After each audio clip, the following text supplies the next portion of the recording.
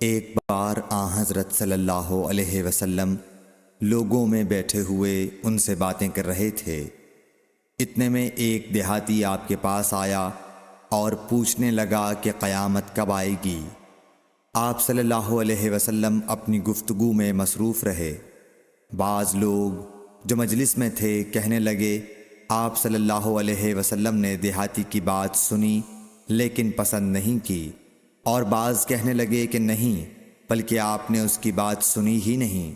جب آپ اپنی باتیں پوری کر چکے تو میں سمجھتا ہوں کہ آپ صلی اللہ علیہ وسلم نے یوں فرمایا، وہ قیامت کے بارے میں پوچھنے والا کہاں گیا؟ اس دیہاتی نے کہا، حضور میں موجود ہوں۔ آپ نے فرمایا کہ جب امانت ایمانداری دنیا سے اٹھ جائے تو قیامت قائم ہونے کا انتظار کر۔ اس نے کہا، ایمانداری اٹھنے کا کیا مطلب ہے؟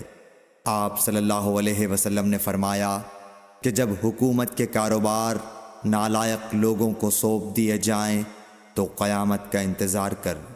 صحیح بخاری حدیث نمبر 59۔ عبداللہ بن عمرو نے کہا کہ ایک سفر میں جو ہم نے کیا تھا، حضرت صلی اللہ علیہ وسلم ہم سے پیچھے رہ گئے، اور آپ صلی اللہ علیہ وسلم ہم سے اس وقت ملے جب عصر کی نماز کا وقت آن پہنچا تھا۔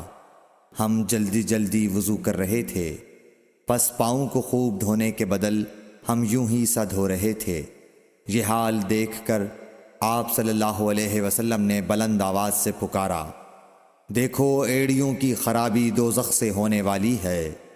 2 یا 3 بار آپ صلی اللہ علیہ وسلم نے یوں ہی بلند آواز سے فرمایا۔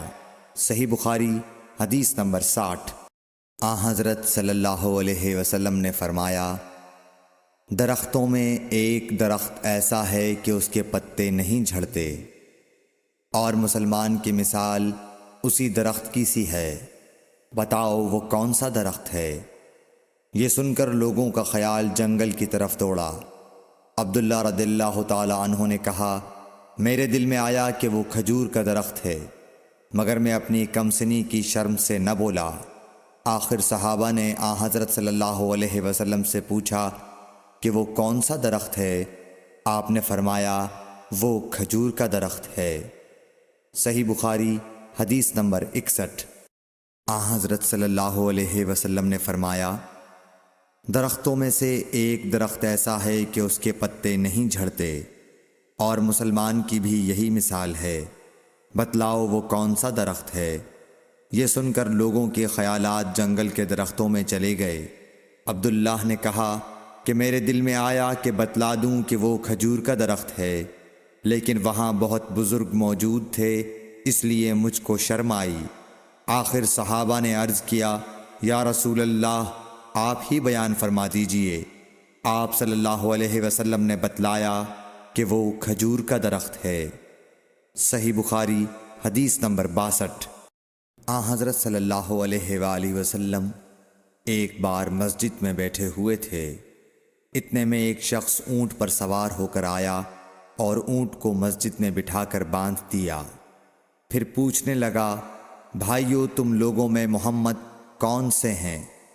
حضرت صلی اللہ علیہ وسلم اس وقت لوگوں میں تکیہ لگائے بیٹھے ہوئے تھے۔ ہم نے کہا، حضرت محمد صلی اللہ علیہ وسلم یہ سفید رنگ والے بزرگ ہیں جو تکیہ لگائے ہوئے تشریف فرما ہیں۔ تب وہ آپ سے مخاطب ہوا کہ اے عبد المطلب کے فرزند۔ آپ صلی اللہ علیہ وسلم نے فرمایا، کہو میں آپ کی بات سن رہا ہوں۔ وہ بولا، میں آپ سے کچھ دینی باتیں دریافت کرنا چاہتا ہوں، اور ذرا سختی سے بھی پوچھوں گا تو آپ اپنے دل میں برا نہ مانیے گا۔ آپ صلی اللہ علیہ وسلم نے فرمایا، نہیں، جو تمہارا دل چاہے پوچھو۔ تب اس نے کہا کہ میں آپ کے رب اور اگلے لوگوں کے رب تبارک و تعالیٰ کی قسم دے کر پوچھتا ہوں، کیا آپ کو اللہ نے دنیا کے سب لوگوں کی طرف رسول بنا کر بھیجا ہے؟ آپ صلی اللہ علیہ وسلم نے فرمایا، ہاں یا میرے اللہ۔ پھر اس نے کہا، میں آپ کو اللہ کی قسم دیتا ہوں، کیا اللہ نے آپ کو رات دن میں 5 نمازیں پڑھنے کا حکم فرمایا ہے؟ آپ صلی اللہ علیہ وسلم نے فرمایا، ہاں یا میرے اللہ۔ پھر کہنے لگا، میں آپ کو اللہ کی قسم دے کر پوچھتا ہوں کہ کیا اللہ نے آپ کو یہ حکم دیا ہے کہ سال بھر میں اس مہینے رمضان کے روزے رکھو؟ آپ صلی اللہ علیہ وسلم نے فرمایا، ہاں یا میرے اللہ۔ پھر کہنے لگا، میں آپ کو اللہ کی قسم دے کر پوچھتا ہوں کہ کیا اللہ نے آپ کو یہ حکم دیا ہے کہ آپ ہم میں سے جو مالدار لوگ ہیں ان سے زکوٰۃ وصول کر کے ہمارے محتاجوں میں بانٹ دیا کریں؟ حضرت صلی اللہ علیہ وسلم نے فرمایا، ہاں یا میرے اللہ۔ تب وہ شخص کہنے لگا، جو حکم آپ اللہ کے پاس سے لائے ہیں میں ان پر ایمان لایا، اور میں اپنی قوم کے لوگوں کا جو یہاں نہیں آئے ہیں بھیجا ہوا تحقیق حال کے لیے آیا ہوں۔ صحیح بخاری حدیث نمبر 63۔ رسول اللہ صلی اللہ علیہ وسلم نے ایک شخص کو اپنا ایک خط دے کر بھیجا اور اسے یہ حکم دیا کہ اسے حاکم بحرین کے پاس لے جائے۔ بحرین کے حاکم نے وہ خط کسریٰ شاہ ایران کے پاس بھیج دیا۔ جس وقت اس نے وہ خط پڑھا تو چاک کر ڈالا۔ راوی کہتے ہیں، اور میرا خیال ہے کہ ابن مسیب نے اس کے بعد مجھ سے کہا کہ اس واقعے کو سن کر رسول اللہ صلی اللہ علیہ وسلم نے اہل ایران کے لیے بد دعا کی کہ وہ بھی چاک شدہ خط کی طرح ٹکڑے ٹکڑے ہو جائیں۔ اللہ نے بہت جلد اپنے سچے رسول صلی اللہ علیہ وسلم کی دعا کا اثر ظاہر کر دیا۔ صحیح بخاری حدیث نمبر 64۔ رسول اللہ صلی اللہ علیہ وسلم نے کسی بادشاہ کے نام دعوت اسلام دینے کے لیے ایک خط لکھا یا لکھنے کا ارادہ کیا تو آپ صلی اللہ علیہ وسلم سے کہا گیا کہ وہ بغیر مہر کے خط نہیں پڑھتے، یعنی بے مہر کے خط کو مستند نہیں سمجھتے۔ تب آپ صلی اللہ علیہ وسلم نے چاندی کی انگوٹھی بنوائی جس میں محمد الرسول اللہ کندہ تھا۔ صحیح بخاری حدیث نمبر 65۔ ایک مرتبہ رسول اللہ صلی اللہ علیہ وسلم مسجد میں تشریف فرما تھے اور لوگ آپ صلی اللہ علیہ وسلم کے ارد گرد بیٹھے ہوئے تھے کہ 3 آدمی وہاں آئے۔ ان میں سے 2 رسول اللہ صلی اللہ علیہ وسلم کے سامنے پہنچ گئے اور ایک واپس چلا گیا۔ پھر وہ دونوں رسول اللہ صلی اللہ علیہ وسلم کے سامنے کھڑے ہو گئے۔ اس کے بعد ان میں سے ایک نے جب مجلس میں ایک جگہ کچھ گنجائش دیکھی تو وہاں بیٹھ گیا، اور دوسرا اہل مجلس کے پیچھے بیٹھ گیا، اور تیسرا جو تھا وہ لوٹ گیا۔ تو جب رسول اللہ صلی اللہ علیہ وسلم اپنی گفتگو سے فارغ ہوئے تو صحابہ رضی اللہ عنہم سے فرمایا، کیا تمہیں 3 آدمیوں کے بارے میں نہ بتاؤں؟ تو سنو۔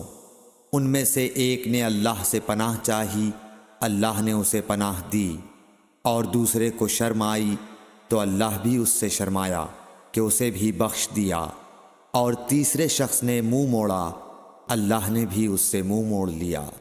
صحیح بخاری حدیث نمبر 66۔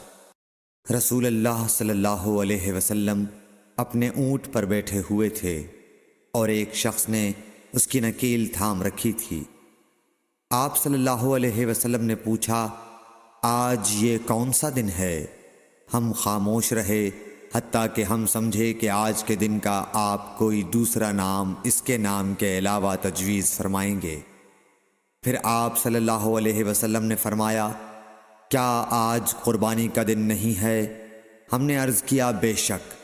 اس کے بعد آپ صلی اللہ علیہ وسلم نے فرمایا، یہ کون سا مہینہ ہے؟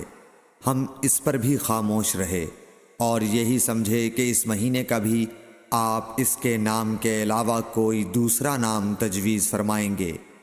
پھر آپ صلی اللہ علیہ وسلم نے فرمایا، کیا یہ ذو الحجہ کا مہینہ نہیں ہے؟ ہم نے عرض کیا، بے شک۔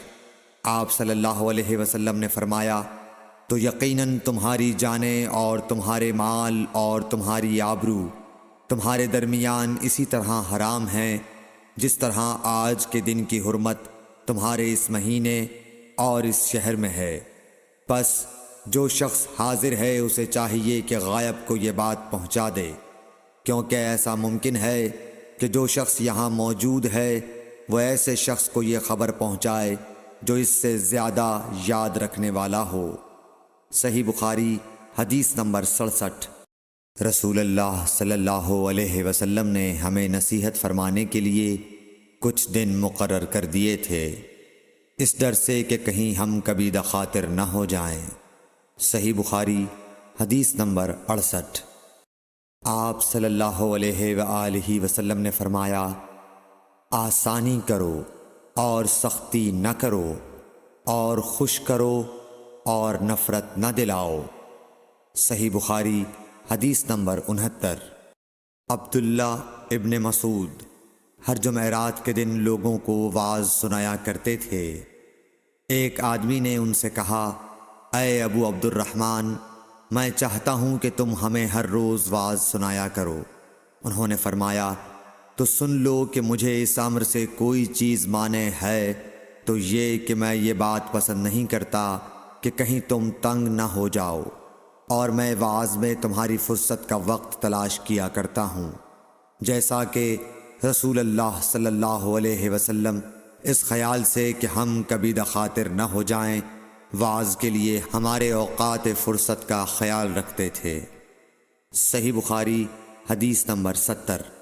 رسول اللہ صلی اللہ علیہ وسلم نے فرمایا، جس شخص کے ساتھ اللہ تعالی بھلائی کا ارادہ کرے اسے دین کی سمجھ عنایت فرما دیتا ہے، اور میں تو محض تقسیم کرنے والا ہوں، دینے والا تو اللہ ہی ہے، اور یہ امت ہمیشہ اللہ کے حکم پر قائم رہے گی، اور جو شخص ان کی مخالفت کرے گا انہیں نقصان نہیں پہنچا سکے گا یہاں تک کہ اللہ کا حکم قیامت آ جائے اور یہ عالم فنا ہو جائے۔ صحیح بخاری حدیث نمبر 71۔ عبداللہ بن عمر رضی اللہ تعالی عنہ کہتے تھے کہ ہم رسول اللہ صلی اللہ علیہ وسلم کی خدمت میں حاضر تھے کہ آپ صلی اللہ علیہ وسلم کے پاس کھجور کا ایک گابھا لایا گیا۔ اسے دیکھ کر آپ نے فرمایا کہ درختوں میں ایک درخت ایسا ہے اس کی مثال مسلمان کی طرح ہے۔ ابن عمر کہتے ہیں کہ یہ سن کر میں نے ارادہ کیا کہ عرض کروں کہ وہ درخت کھجور کا ہے، مگر چونکہ میں سب میں چھوٹا تھا اس لیے خاموش رہا۔ پھر رسول اللہ صلی اللہ علیہ وسلم نے خود ہی فرمایا کہ وہ کھجور ہے۔ صحیح بخاری حدیث نمبر 72۔ رسول اللہ صلی اللہ علیہ وسلم کا ارشاد ہے کہ حسد صرف دو باتوں میں جائز ہے، ایک تو اس شخص کے بارے میں جسے اللہ نے دولت دی ہو اور وہ اس دولت کو راہ حق میں خرچ کرنے پر بھی قدرت رکھتا ہو، اور ایک اس شخص کے بارے میں جسے اللہ نے حکمت کی دولت سے نوازا ہو اور وہ اس کے ذریعے سے فیصلہ کرتا ہو اور لوگوں کو اس حکمت کی تعلیم دیتا ہو۔ صحیح بخاری حدیث نمبر 73۔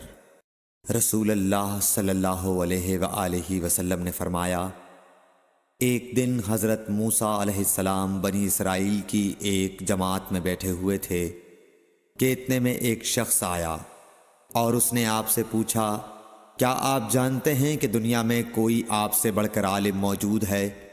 حضرت موسیٰ علیہ السلام نے فرمایا، نہیں۔ اس پر اللہ تعالیٰ نے حضرت موسیٰ علیہ السلام کے پاس وحی بھیجی کہ ہاں، ہمارا بندہ خضر ہے جس کا علم تم سے زیادہ ہے۔ حضرت موسیٰ علیہ السلام نے اللہ سے دریافت کیا کہ خضر علیہ السلام سے ملنے کی کیا صورت ہے؟ اللہ تعالیٰ نے ایک مچھلی کو ان سے ملاقات کی علامت قرار دیا اور ان سے کہہ دیا کہ جب تم اس مچھلی کو گم کر دو تو واپس لوٹ جاؤ، تب خضر سے تمہاری ملاقات ہوگی۔ تب موسیٰ علیہ السلام چلے اور دریا میں مچھلی کی علامت تلاش کرتے رہے۔ اس وقت ان کے ساتھی نے کہا، جب ہم پتھر کے پاس تھے کیا آپ نے دیکھا تھا؟ میں اس وقت مچھلی کا کہنا بھول گیا اور شیطان ہی نے مجھے اس کا ذکر بھلا دیا۔ موسیٰ علیہ السلام نے کہا، اسی مقام کی ہمیں تلاش تھی۔ تب وہ اپنے نشانات قدم پر پچھلے پاؤں باتیں کرتے ہوئے لوٹے۔ وہاں انہوں نے خضر علیہ السلام کو پایا۔ پھر ان کا وہی قصہ ہے جو اللہ نے اپنی کتاب قرآن میں بیان کیا ہے۔ صحیح بخاری حدیث نمبر 74۔ حضرت ابن عباس رضی اللہ تعالی عنہ نے فرمایا کہ ایک مرتبہ رسول اللہ صلی اللہ علیہ وآلہ وسلم نے مجھے سینے سے لگا لیا اور دعا دیتے ہوئے فرمایا کہ اے اللہ اسے علم کتاب قرآن عطا فرمائیو۔ صحیح بخاری حدیث نمبر 75۔